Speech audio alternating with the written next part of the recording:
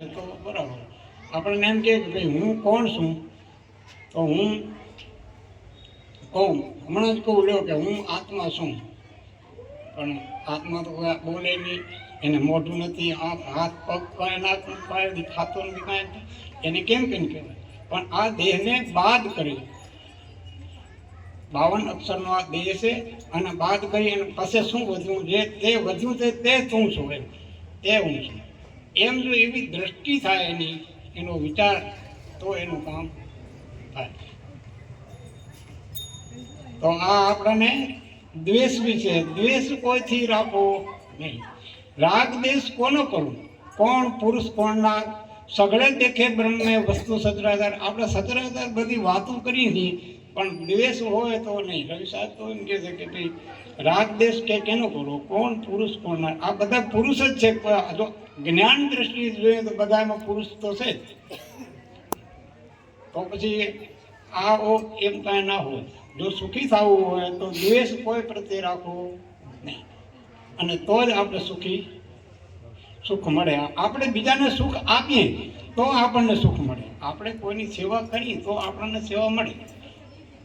અને આપણા ફરજમાં આવતું હોય એ તો આપણે કરવું જ પડે. આપણા ઘરની અંદર કોઈ પણ સભ્ય હોય, માતા હોય, પિતા હોય, સાસુ હોય, સસરા હોય, જે કોઈ હોય, એ જેમ છે તેમ, ગુરુ હોય કે જે કાંઈ હોય, પણ બધાની આપણે આ બધા આપણા ફરજમાં આવે છે, તો આપણે એની સેવા કરવી.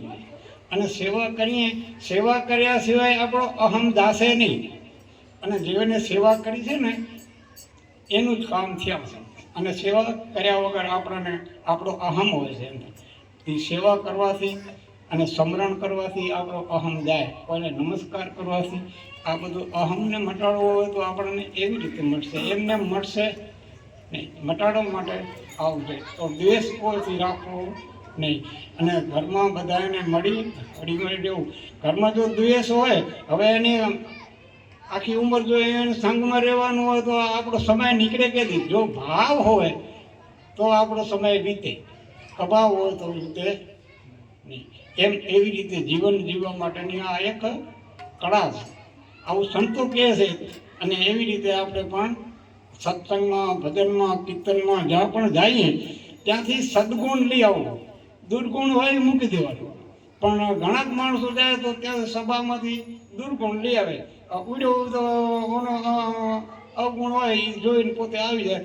ઉડ્યો હોઈ જાય ને આરે રાત બધી જાગે. ઓનો અવગુણ લઈ આવ્યો એટલે જાગવું પડે ને. એનું અવગુણ લેવાની આપણને જરૂર શું? એમ આપણે ક્યાંય પણ જઈએ તો સાર વસ્તુને ગ્રહણ કરવી, અસારનો ત્યાગ કરવો. સુખ મેળવશે, એમાંથી સુખ મળશે. આપણને સુખી થવું હોય તો હંતાને માટે આ ઉપાય છે. સમજ્યા? આપણે નામની વાતો કરીએ, આ કહીએ, આ બધું બરાબર છે, પણ એ આપણને મળવું આ એક જન્મમાં કોઈને થઈ શકતું નથી. પણ મનુષ્ય જન્મ મળ્યો છે, કોઈને પણ આપણે કાંઈ વિચાર, આપણને જે કાંઈ સમરણ આપ્યું હોય, આપણને જે કાંઈ આપ્યું હોય, જ્ઞાન આપ્યું હોય, અરસપરસ બેસી અને તમે એનો કાંઈ ને કાંઈ વિચાર કરો. અને વિચાર કરીને એકબીજાને અરસપરસ પ્રશ્ન પૂછો. જો તમને સમાધાન પ્રશ્નમાંથી એકબીજાનો અરસપરસ તો એનું સમાધાન થાય. કાંઈ જાણવું હશે તો એમને પોતાની મેળે નહીં જાણે.